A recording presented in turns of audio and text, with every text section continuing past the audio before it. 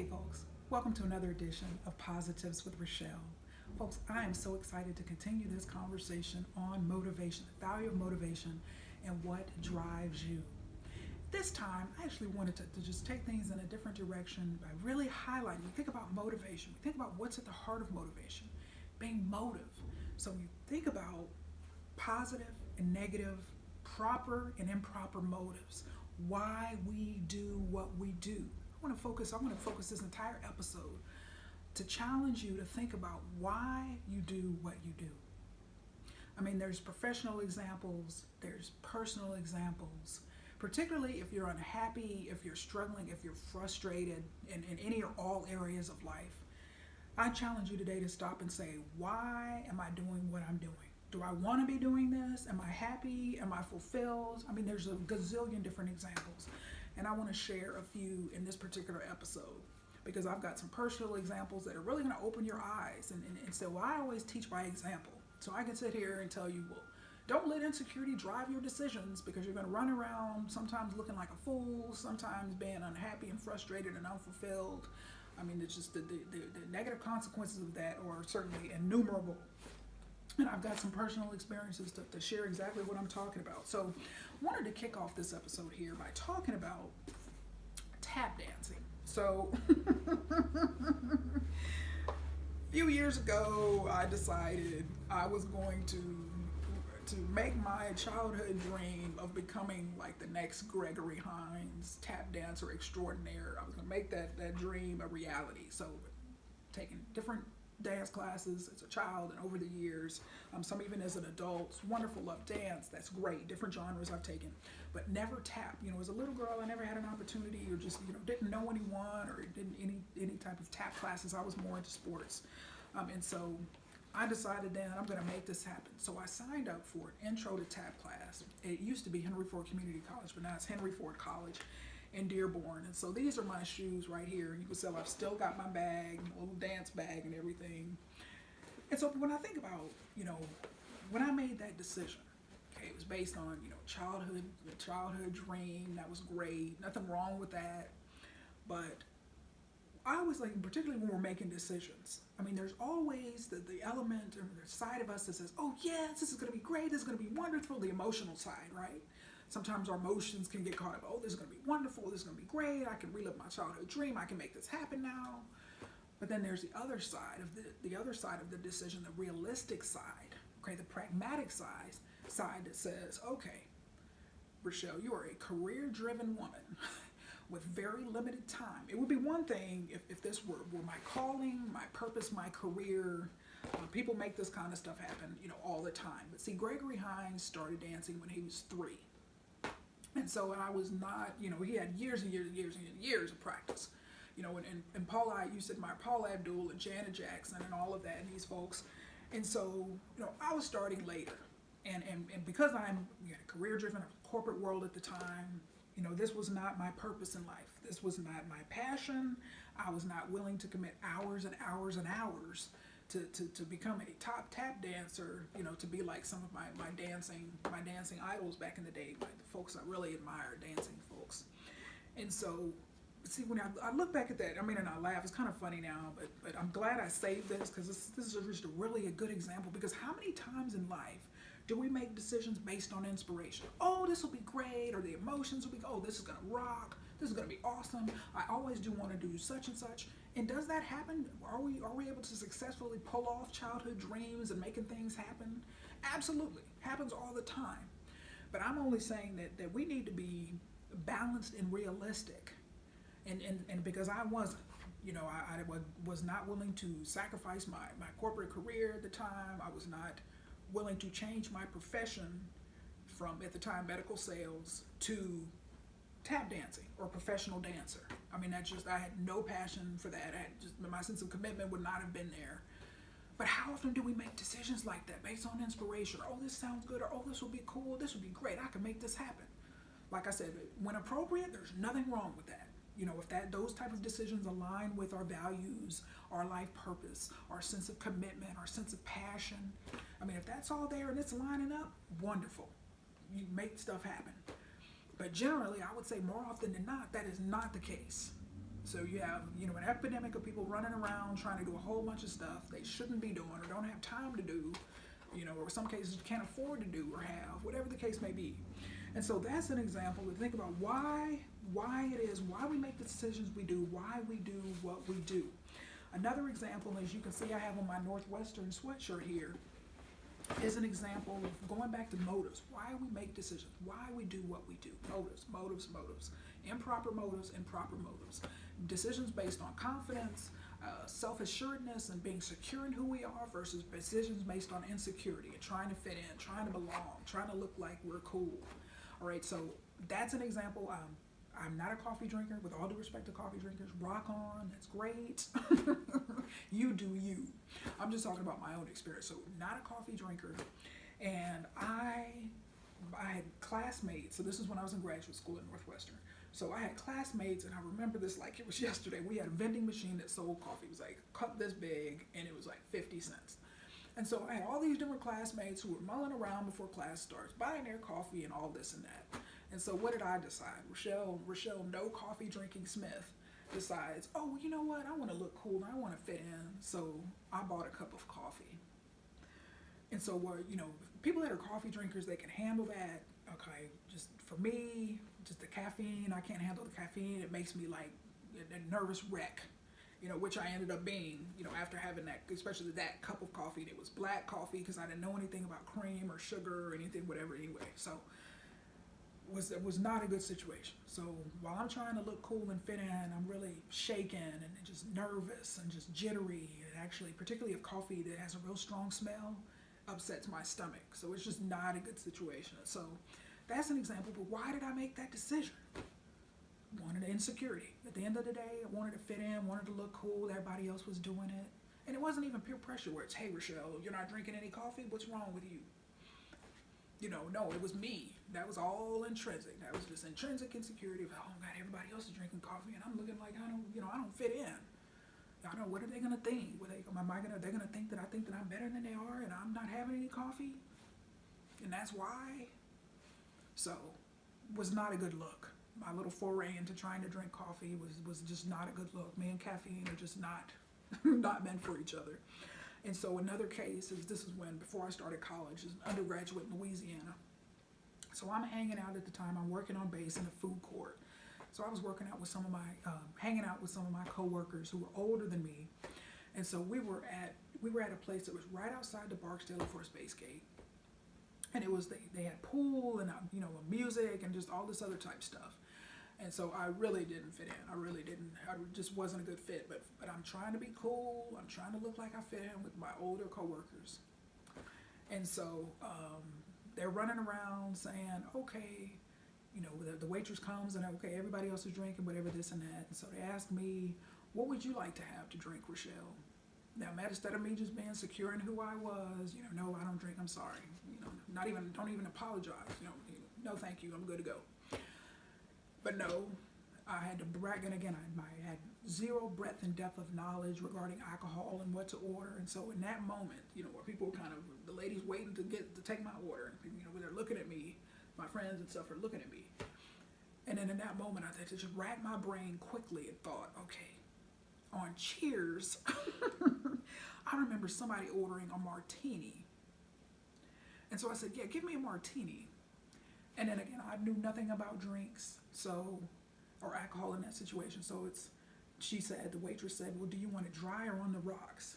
Once again, insecurity once again. I didn't know what that meant. I didn't ask anyone what that meant. I wanted to seem like I was experienced and knew what I was doing and what I was talking about. And so I said, give it to me dry.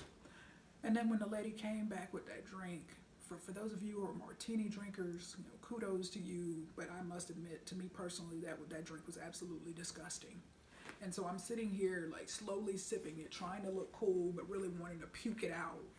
But that's an example. While I'm sitting there, looking like I really don't fit in because everybody else is just drinking their stuff regularly, and I'm sitting here just, I got to drink just enough to make it seem like I'm drinking something, but then don't want to, throw this stuff up because it's so nasty. But yeah, why do we make decisions that we make? Why do we do what we do?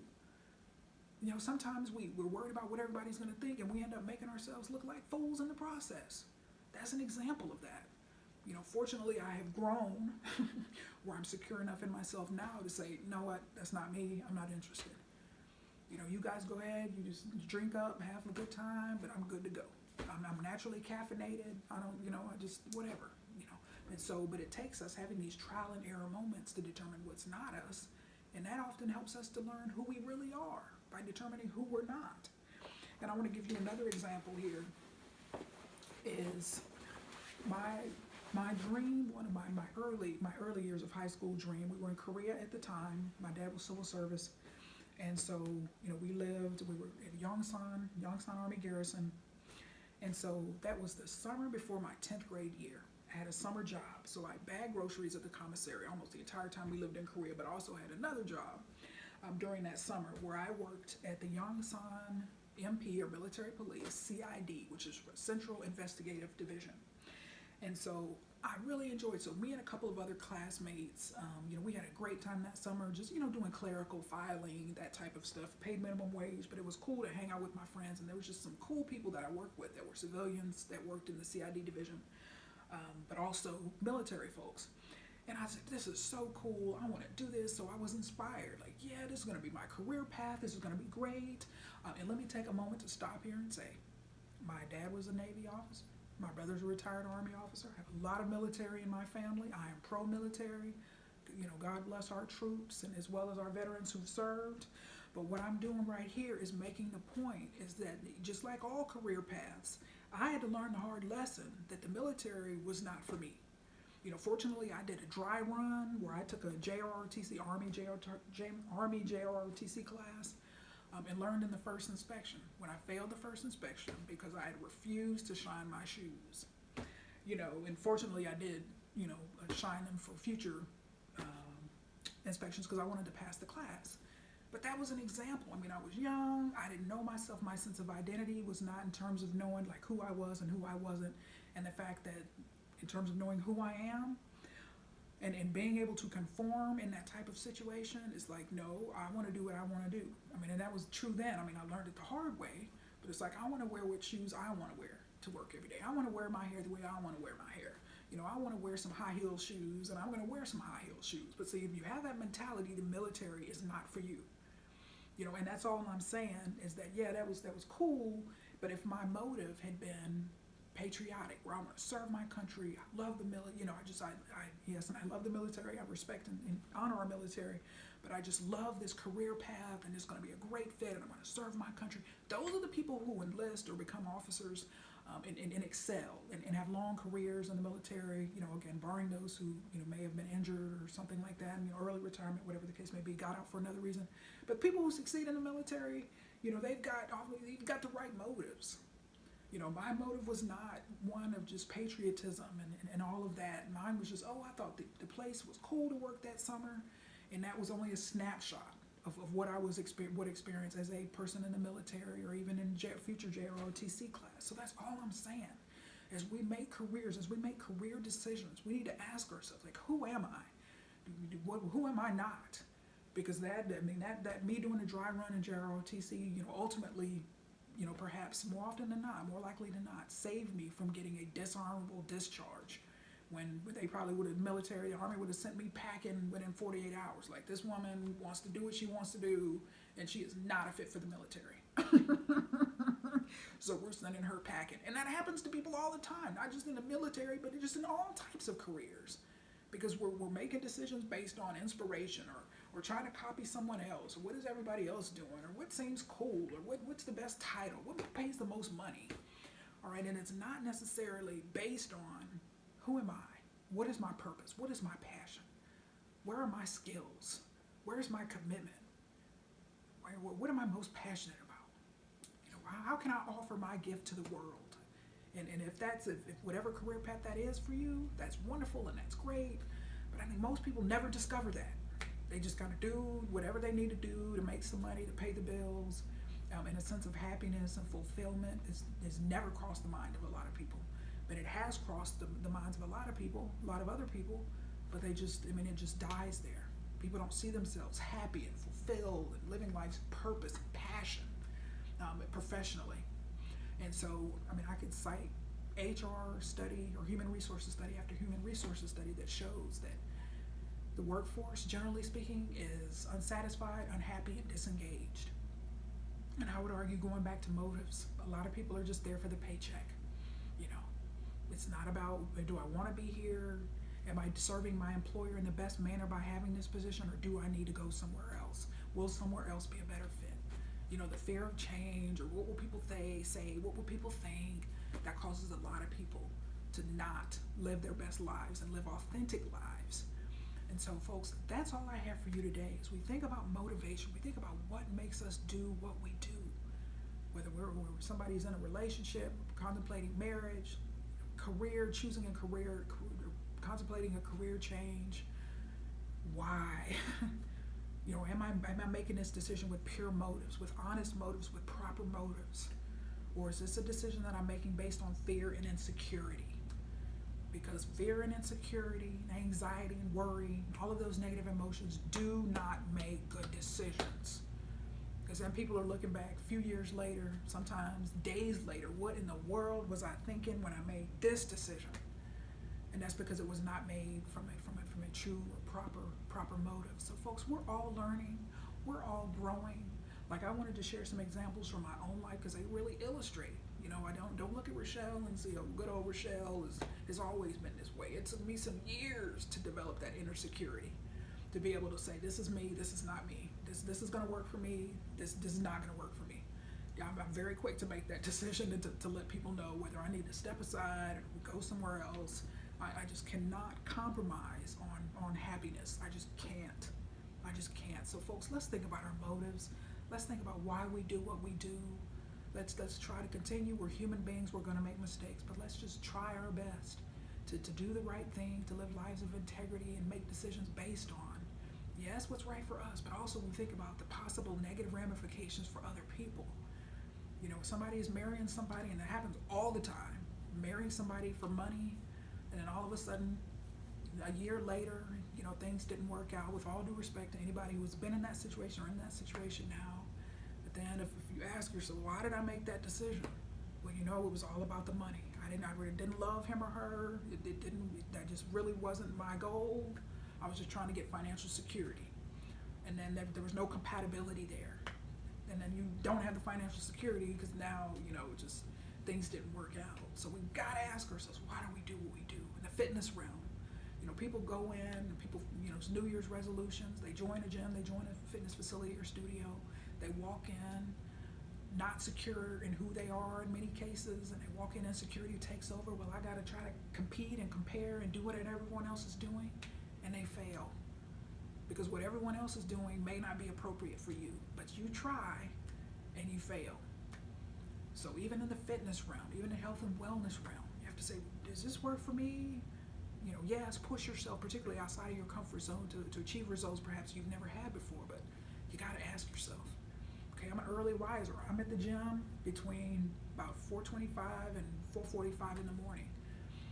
And so, you know, it varies based on, you know, traffic conditions or if it snowed or if there's, you know, ice or whatever on the roads. But, you know, you may hear that. Some people will hear that and think, well, I got to work out early. You know, Rachelle's been going at this fitness journey almost 26 years. I got to do what she's doing. And if you're not a morning person, even if you're trying to do something noble like working out, you are going to be unhappy. So I just challenge you to ask yourself, okay, I'm joining a gym or I'm going to start working out. Okay, if you wake up at 7 or 7:30 or 8 o'clock, don't all of a sudden feel like you got to wake up when my alarm goes off at 4 o'clock during the week and 4:30 on Saturdays. Okay, so don't feel like you got to compete, not with me or not with anyone else. Do what is best for you. Yes, you know, being inspired by someone can be a good thing. It can really kind of help you push yourself. But there's one thing, and again, from a motivation standpoint, there's one thing to be motivated and inspired. There's another thing to be frustrated and unhappy and resentful because I'm trying to do all this stuff. I don't want to do it. It's too early for me. I don't like doing this type of workout, and you're trying to imitate someone else. Your motives aren't where they need to be. And so there's no area of our lives that are untouched by this concept of the value of motivation and operating from pure, honest, noble motives. So I wanted to share a few examples with you today. certainly take heart of them. I have. There's been some interesting interesting experiences I've had over the years, and I just wanted to share them with you today to really illustrate this point that motives truly are everything at the end of the day. So until next time, folks, let's continue this conversation. But remember, until then, I am positively passionate about your success and motivation. Make it a great day.